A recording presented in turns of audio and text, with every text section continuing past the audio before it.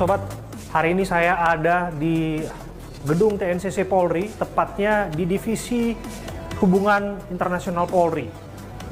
Saya Abraham Silaban dan tim AB Plus, kami akan berbincang bersama dengan Pak Krisnamurti, Inspektur Jenderal Polisi Krisnamurti, yang kita akan mintai keterangan bagaimana skenario penyelamatan yang sudah dilakukan terhadap 20 warga negara Indonesia yang ada di Myanmar.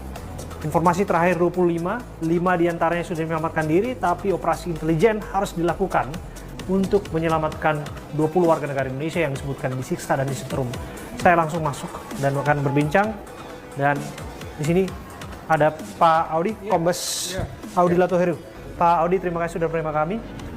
Pak Audi adalah personil yang terjun langsung ke lokasi untuk misi penyelamatan warga negara Indonesia, 20 warga negara Indonesia, betul Pak Audi ya? 20 ya Pak ya? Oke. Artinya misi penyelamatan 20 warga negara Indonesia harus dilakukan oleh Pak Audi dan kawan-kawan waktu itu ya? Ya, kita memang memberikan backup lah kepada tim Barreskrim. Artinya tim Polri jadi satu lah, tim Barreskrim dan Hubinter. Oke.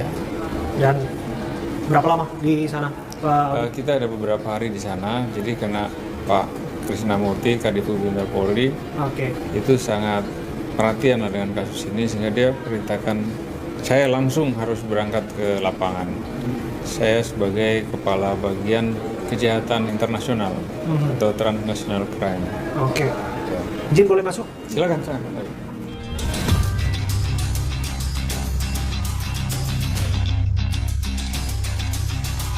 Sobat, ini kesempatan istimewa. Saya Abraham Silaban bersama dengan tim AB Plus, dan saya duduk bersama dengan Inspektur Jenderal Polisi Krisnamurti, Kepala Divisi Hubungan Internasional Polri. Pak Krisna, Pak KM, terima kasih sudah menerima kami. Terima kasih sudah berkenan datang dan mewawancarai kami, Mas Abraham. Ya, minggu-minggu ini adalah minggu-minggu yang sibuk bagi Polri. Tentu saja ada kerjasama lintas sektoral di dalamnya untuk memastikan keselamatan warga negara kita yang ada di Myanmar. Ya. Bisa cerita sedikit mengenai ini, Pak Krisna? Ya, yang pertama harus pahami ya kinerja dari Divisi Hubungan Internasional dulu. Ya, kami punya visi adalah to protect Indonesia back home, untuk memproteksi ketahanan, keamanan Indonesia dari luar. Tapi apapun yang kami kerjakan di luar kembali kepada keamanan di Indonesia. Nah, dalam konteks Myanmar, kami sudah memantau sosial media memang muncul. Kemudian kami lakukan penyelidikan, kami melakukan koordinasi kerjasama lewat KBRI Myanmar, lewat Kementerian Luar Negeri, dan kami juga mempunyai jaringan-jaringan lain yang intelijen. Dan dengan jaringan intelijen itu kita mendapatkan informasi faktual dari company yang memperkerjakan mereka di daerah mana dan sebagainya. Nah, proses untuk mengakses mendekat kepada perusahaan itu, kemudian ke TKP, kemudian melakukan negosiasi, itu kami lakukan secara low profile. Nah, media muncul seolah-olah Polri tidak bekerja atau negara tidak bekerja. Tidak, negara hadir. Negara hadir, dan pada titik ketika akhirnya kami dapat berkomunikasi dengan mereka, bernegosiasi mereka bersepakat untuk memulangkan para warga negara Indonesia, dan selain warga negara Indonesia ada warga negara lain yang terlibat dalam peristiwa ini. Tapi pada faktanya kan yang ditemukan di sana, Pak Krisna, bahwa pengakuan setidaknya dari 20 warga negara Indonesia yang saat ini ada di Bangkok. Kalau mereka nggak capai target, mereka akan disiksa, mereka akan dicambuk, disuruh push up, disuruh lari 100 kali keliling, bahkan ada yang disetrum, Pak. Ini kan bentuk dari kebiadaban, bahkan di luar nalar kemanusiaan. Itu nanti kita lihat peristiwanya ya, yaitu nanti berdasarkan penjelasan itu sudah kita komunikasikan dengan kepolisian Myanmar, dan setelah kami lakukan komunikasi, ternyata wilayah di tempat mereka bekerja adalah wilayah tidak tersentuh oleh negara. Jadi Myanmar ini kan negaranya banyak masalah ya, termasuk sekarang pemerintahnya oleh junta militer. Nah, ketika kita komunikasi mereka mengatakan itu bukan wilayah menjadi kami bisa masuk, dikuasai oleh pemberontak. Ini luar biasanya jaringan internasional seperti ini. Mereka sudah mengeluarkan uang. Si rekrut ini, perusahaan ini mengeluarkan uang, bayari tiket, bayari mereka nyebrang, terus mereka ada perjanjian harus melunasi itu dan sebagainya. Target itu tidak tercapai karena beberapa masalah. Nah, ini kan masalah antara uang yang saya keluarkan sama kewajiban kamu kok nggak bisa. Nah, terjadilah cara-cara seperti itu. Jadi ini kuncinya sebenarnya adalah satu, sosialisasi. Terima kasih dengan acara ini. Jangan mudah terbujuk untuk direkrut dalam janji-janji pekerjaan ke luar negeri dengan cara-cara ilegal. Cara-cara ilegal. Kuncinya itu. Jangan mudah berkeruh. Nah, yang kedua, janji-janji yang seperti ini kalau dibawa ke luar negeri, apalagi lewat jalur-jalur tikus, sudah pasti membawa bencana di kemudian hari. Kepada seluruh perekrut ya, atau perusahaan yang masih bermain-main seperti ini, ya, ini sudah menjadi atensi sekali. Upaya paksa penangkapan ya, membawa ke sistem peradilan pidana itu tidak bisa kalian hindarkan itu. Seperti itu. Apakah betul bahwa ini adalah bagian dari sindikat? Di mana diantaranya perdagangan manusia hanyalah salah satunya? Sindikatnya macam-macam, Mbak, kasusnya ya. Ada kasus yang sindikatnya dari Cina, merekrut orang-orang untuk bekerja kepada mereka dengan modusnya scamming, korbannya Cina. Tapi pelakunya dari berbagai negara. Ada lagi modus yang sama, mereka berpindah ke Kamboja, berpindah ke Myanmar, di negara-negara yang secara hukum lemah.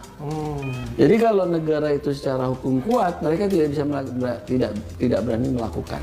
Di Filipina, ya. Tapi di Indonesia alhamdulillah sudah jauh berkurang dari peristiwa 7 tahun, 6 tahun yang lalu. Kami banyak melakukan pengungkapan, Polri banyak melakukan pengungkapan.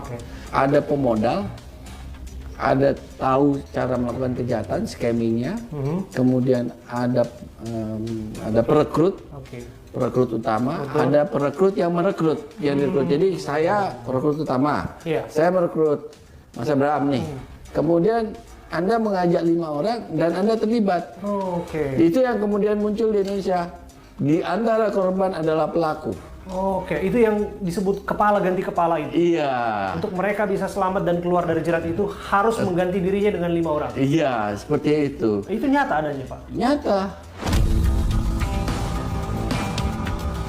Ya, yang dia merekrut, dia mengaku di satu sisi dia korbannya ini, tapi orang-orang ini bilang direkrut oleh dia yang ada di sana, gitu kan?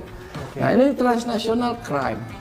Jangan salah, ini pun sampai ke Kenya, negara-negara di Afrika. Pelakunya orang-orang hitam, di Nigeria ada dan sebagainya. Ya, transnational crime itu ada di mana-mana. Mereka akhirnya bersembunyi di mana? Di negara-negara yang kerjasama internasionalnya tidak kuat, yang polisinya tidak kuat.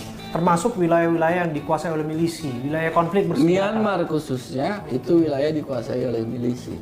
Perbatasan Myanmar dengan Thailand. Ya. Ini tentu tidak mudah, Pak Krishna, karena lawannya adalah sindikat internasional. Itu satu.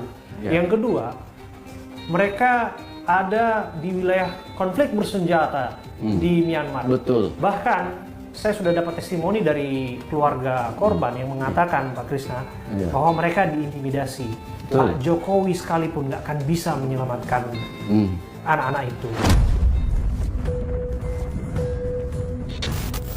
TNI, Polri sekalipun nggak akan bisa menyelamatkan anak-anak itu. Kami bisa.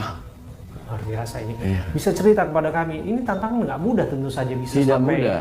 bernegosiasi dan melakukan penyelamatan Iya. tanpa harus juga mencederai kehormatan bangsa lain dengan Iya. kedaulatan dan lain sebagainya. Iya, bahkan dengan otoritas setempat pun kami tidak komunikasi sampai mereka dilepaskan baru kita komunikasi. Kita pada akhirnya jaringan intelijen dibutuhkan di sini. Alhamdulillah dengan kuasa Tuhan Yang Maha Esa kami negara bisa hadir dan melindungi warga negara yang di Myanmar. Dan jangan salah, masih ada sebenarnya. Masih ada beberapa lagi. Pertanyaannya, ini kan tidak mudah. Ini bukan sekarang Anda bicara, Pak tolong bantu terus besok kita ungkap. Ini kan proses. Karena kami berpikir bahwa masalah transnational crime itu pasti terjadi. It's a matter of time. We don't know when, ya kan? Dan ketika terjadi kita sudah siap dengan jaringan kita. Nah itu. Kalau kita lemah dalam jaringan, maka lemah dalam menghadirkan negara. Dan itu juga tidak bisa Polri sendiri. Nah, kita punya jaringan. Kementerian Luar Negeri juga kuat dengan jaringannya. Mereka juga support. Ya, kita punya yurisdiksi masing-masing. Setiap negara punya aturan hukum. Kita tidak bisa menunjukkan tim melakukan proses penggerebekan dan sebagainya. Tidak bisa. Emangnya ini film. Ini kan bukan film kan. Jadi kita komunikasi. Setelah kita komunikasi dia bilang, waduh, kami nggak bisa Pak wilayah itu. Itu kita nggak bisa masuk. Bayangkan, polisinya saja bilang dia nggak bisa masuk, itu wilayah tidak kami kuasai. Bayangkan itu. Ini sulitnya kasus Myanmar ini menarik. Beda sama kasus Manila. Kita komunikasi, ada orang saya di situ, ada sekian ratus gini. Lu bisa nggak ungkap? Begitu diungkap, 5 apartemen. Karena sudah disinggung film, artinya penyelamatan di Myanmar kami juga dengar. Betulkah memang harus melakukan aksi James Bond di sana? Itu hiperbol kalau langsung maksudnya kan aksi James Bond, tapi operasi intelijen dilakukan. Operasi intelijen. Operasi intelijen. Karena operasi intelijen kami tidak bisa buka caranya. Ya, alhamdulillah kita bisa memulangkan mereka, menyeberangkan mereka. Nah, ketika sekarang menjadi tanggung jawab pemerintah Indonesia secara in general, bukan lagi Polri kan kami penegakan hukumnya sudah, kami ungkap pelakunya di Indonesia, 2 kami tangkap, itu ranah kami. Nah, berikutnya negara hadir dengan caranya. Sobat, melindungi segenap bangsa dan seluruh tumpah darah Indonesia itu adalah amanat konstitusi yang tentu saja wajib dipenuhi. Polisi sebagai alat negara, pemerintah sebagai instrumennya tentu melakukan hal-hal yang terbaik guna warga negara Indonesia di Myanmar diselamatkan. Bagaimanapun juga harus ada kejelian dari setiap pihak, termasuk calon TKI atau pencari kerja di luar negeri, agar tidak mau jatuh dalam jerat tipu daya para perekrut yang bisa saja melakukan hal serupa di kemudian hari. Ini menjadi pelajaran untuk kita semua. Saya Abraham Silaban. Sampai jumpa di lain kesempatan.